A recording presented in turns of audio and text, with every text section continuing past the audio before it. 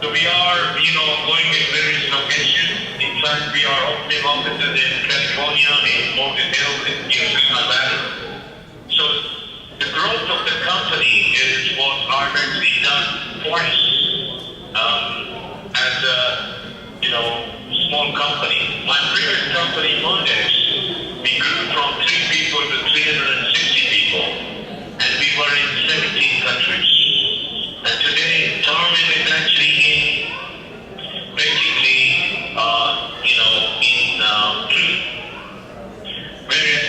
various locations. We have customers in Wall Street, people like Bank of America, Standard Bank in South Africa. We have Barclays in London. So we have quite a lot of high-profile customers and multi-million-dollar deals. What I really want to talk about is basically the startups.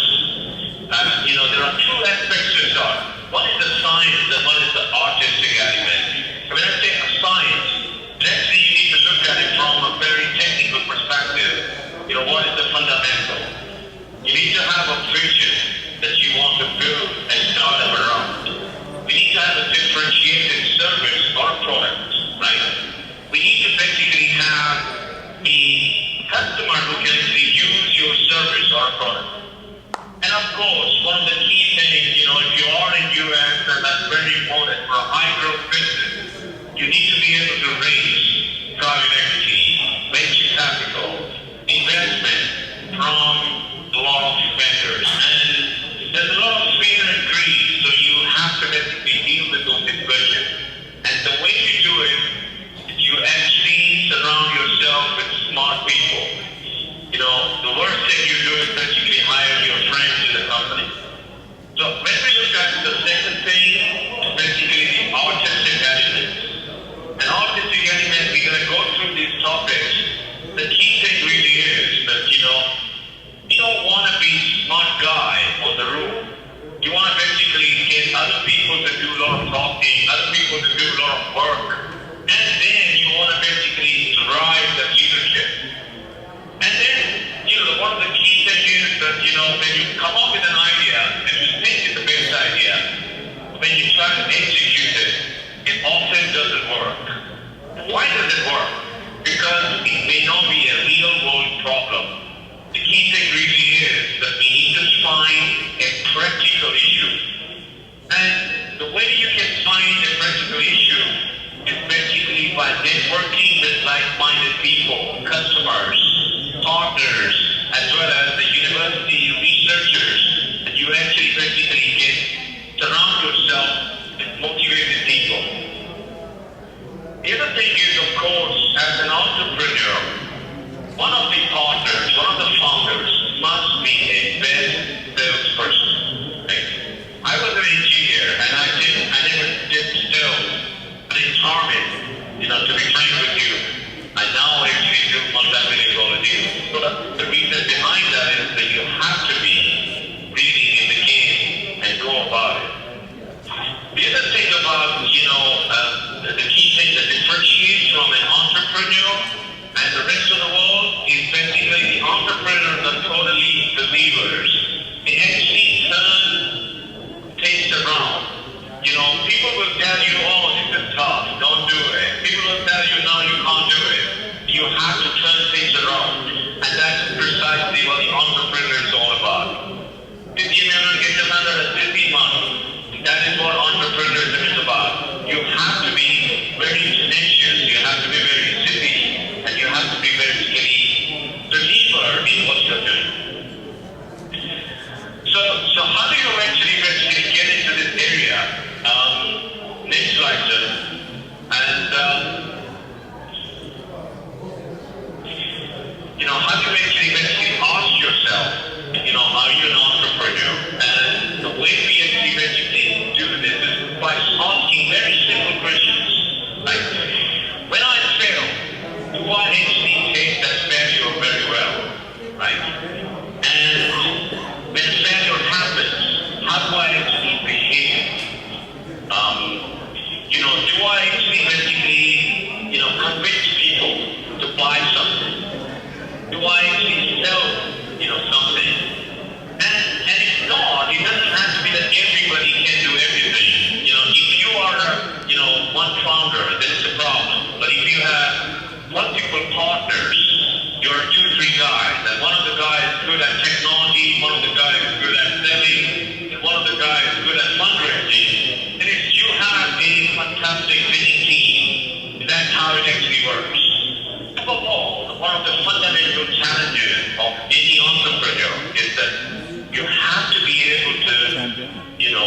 articulate your value proposition. You have to be able to talk about your service, your product.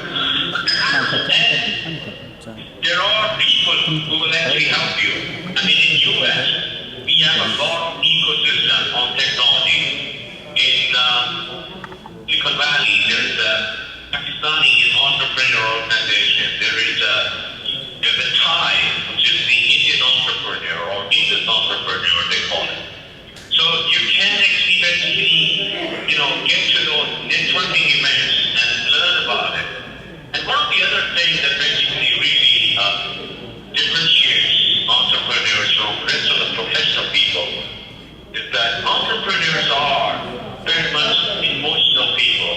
And if you're a successful entrepreneur, at some point you will basically be very, very emotional because you will have shareholders who will be really greedy. You will have customers who will be wanting a cheaper software, a cheaper solution. And there will be employees and HR issues.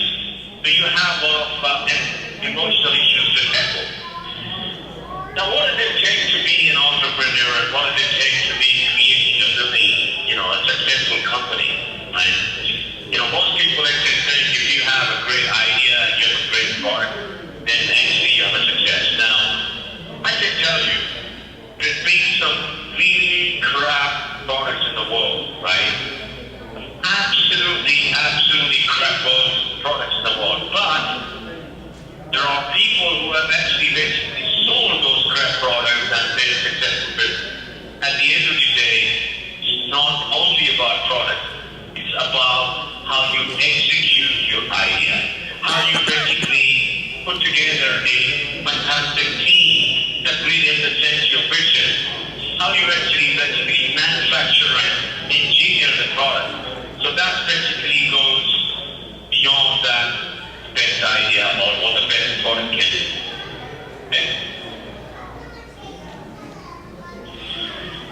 And, from a launching perspective, we need to be basically, reaching out and discover what other entrepreneurs are actually doing. For example, watching, thinking, learning about the life of Steve Jobs or Bill Gates or successful entrepreneurs who have actually done this. They were just like us, but they actually executed so well. They surrounded themselves with smart people. That's how they did it. And they said that Steve Jobs, without Tim Cook, was nothing. Because Tim Cook was his execution engine. And the thing about it, he was a great product guy. When it comes to business, Tim Cook actually managed it well. And so, smart people are very important. And of course, you need the courage, you need basically guts, or what we call it, the really plain English, you need the balls, basically, to run the business like this.